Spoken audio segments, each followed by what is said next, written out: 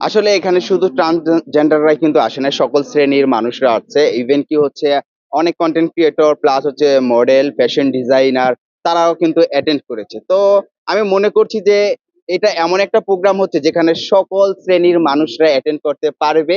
কাউকে ছোট করা হচ্ছে না। এজন্য অসংখ্য, অসংখ্য ধন্যবাদ জানাচ্ছি এপি হাউসকে। এবং কারণ অন্যান্য দেশের ভিতরে দেখেন যে কলেজের প্রফেসর ট্রান্সজেন্ডার, তারপর হচ্ছে বিভিন্ন ধরনের হচ্ছে প্ল্যাটফর্ম গুলো তারা কিন্তু অলরেডি কিন্তু নিয়ে নিতেছে। তো আমি এটাতে খুব খুশি হয়েছি, অ্যাপ্রিসিয়েট জানাই তাদেরকে। আর আমাদের দেশের সরকার যে আছে আর যে দায়িত্ব পালন হ্যাঁ, আরো করছে কাছে নাও। তারা কিন্তু হচ্ছে যারা ট্রান্সজেন্ডার তাদেরকে সর্বোচ্চ সুযোগ সুবিধা দেয়। আর অনেকে আপনি বলছেন যে রাস্তাঘাটে টাকা তুলছে, তাদের মেন্টালিটিটা হচ্ছে যে এরকম যে না আমি এটা করে খাবো। তাদের মনের ভিতরে এবং আত্মবিশ্বাস কনফিডেন্সের সাথে যদি কাজ করে যে না আমি এই কাজ রেখে আমি নিজেকে ডেভেলপ করব, তাহলে আই হোপ প্রত্যেকটা শ্রেণীর মানুষ এবং এই শ্রেণীর মানুষগুলো অনেক উন্নত করবে এবং আমাদের দেশের বিভিন্ন স্থানে তারা পজিশন দখল করে নেবে। ভাইয়া, কন্টেন্ট ক্রিয়েশন থেকে আপনার হুম। লাইফ শুরু, তাই তো? হুম। এই যে আপনারা যে কন্টেন্ট ক্রিয়েট গুলো করেন, যেমন কাপল ব্লগ গুলো করেন, অনেক সময় আলোচনা সমালোচনা আছে। আপনি এই কাপল ব্লগিং করে সমাজকে নষ্ট করছেন। এটা অনেক অভিযোগ আছে।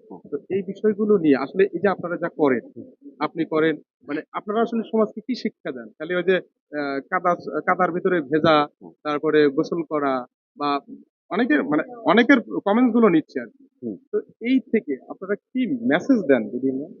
আপনি কি কখনো দেখেছেন আমি কাপল ব্লগ মেক করেছি বা আমি বিবাহিত? মোটেও না। কাপল ব্লগ কারা করে? যারা হচ্ছে বউ ব্যবসায়ী। এবং দেখেন এই যে এই ইনভাইটেশনে যদি কোনো ক্রিয়েটর আসে, সে যদি এক লাইক কাপল ব্লগ হয়, তার সাথে অবশ্যই আমি একটা কথা বলব। বিকজ হচ্ছে আমরা একই প্ল্যাটফর্মে কাজ করি। তাই না? এখন আপনারা বলতেছেন যে আ সমাজ সমাজ মানে আমাদের থেকে কি শিখবে সমাজ? রাইট। তাই না? সমাজের মানুষগুলো। মোটেও আমি কাপল ব্লগ করি না। কিন্তু আমি এই প্রতিশ্রুতি দিলাম যখন যদি আমার বউ আর যারা কাপল ব্লগ করে আমি মনে করি যে এটা তাদের নিজের বউ না, জনগণের বউ। আন্ডারস্ট্যান্ড?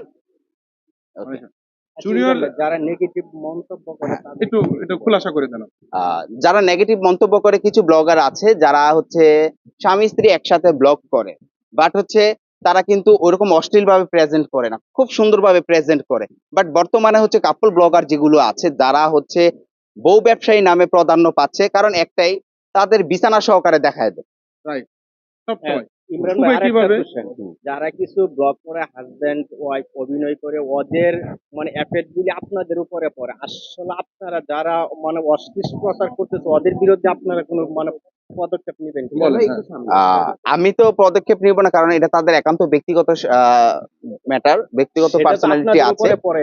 আর আমাদের উপরে পড়ে এটা আপনি ঠিকই বলেছেন কারণ হচ্ছে দেখবেন একই প্ল্যাটফর্মের ভিতরে যখন সিম্পলি বলি একটা দুধের ভিতরে 10 কেজি দুধের ভিতরে যদি এক ফোঁটা চেনা গরুর চেনা অথবা হচ্ছে এক ফোঁটা আপনি লেবু ফালিয়ে দেন তাহলে কিন্তু সেই দুধটা নষ্ট হয়ে যায়।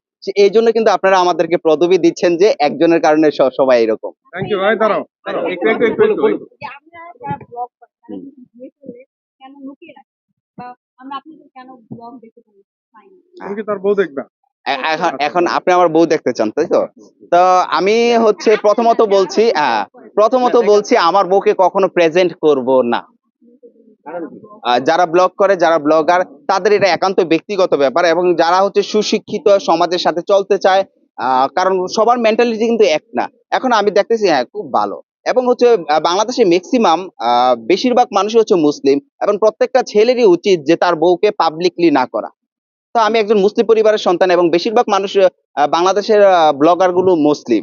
হ্যাঁ, এই যে কোনো যেমন ফর এক্সাম্পল ফ্রি মোশন কিন্তু তার বউকে কিন্তু প্রেজেন্ট করেনি আমাদের সামনে, পর্দার আড়ালে বিয়ে করেছে। আমি আমি তাকে ফলো করি এবং তার মতো নিয়ম কানুন মেনে আমি বিয়ে করব।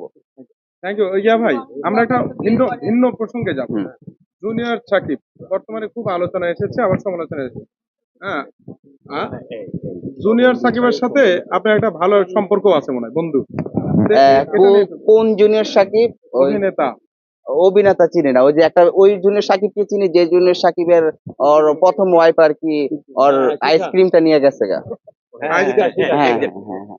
আর আমি এটা বলেছিলাম যে ওকে বেদবি সবাই মাফ করবেন বিকজ হচ্ছে প্রথমত জুনিয়র সাকিব কিন্তু আমাদের মনের ভিতরে জায়গা করে নিয়েছিল যখন তার দুর্দশা ছিল, আমরা সবাই কিন্তু ফেসবুকের সকল সাংবাদিক ভাই আছে, সম্মানিত ভাই, ইভেন কি আমাদের মতো যারা ক্রিয়েটর আছে তার পাশে গিয়ে দাঁড়িয়েছিল আমাদের যতটুকু সামর্থ্য ছিল।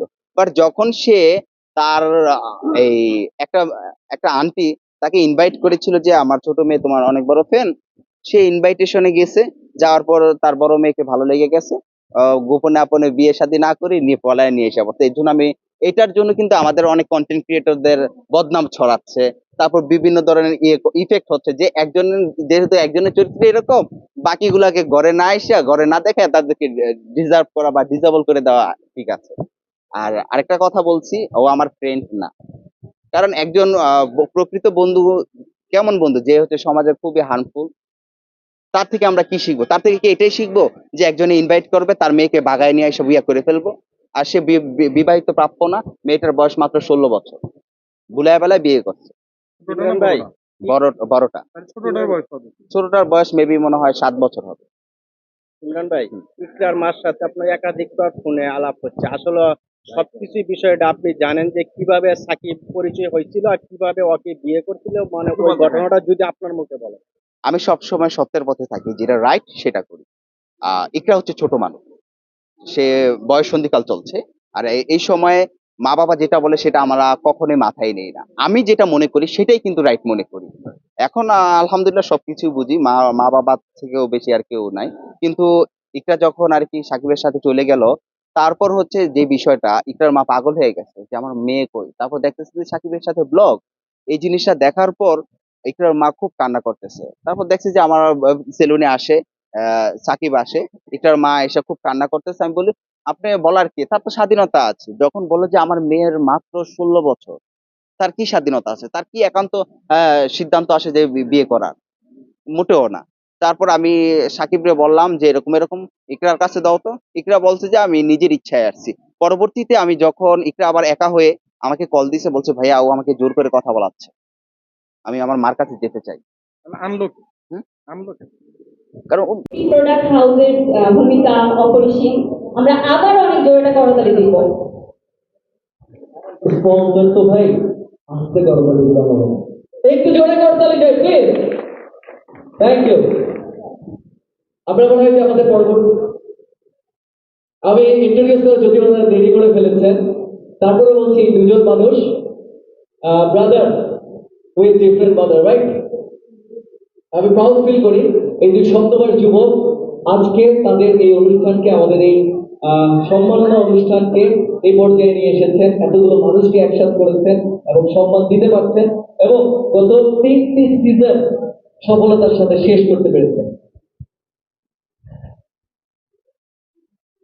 তো আমরা তাদের কথা শুনবো। আমাদের প্রথমেই আমরা আমাদের শহীদদের প্রতি শ্রদ্ধা জানাবো।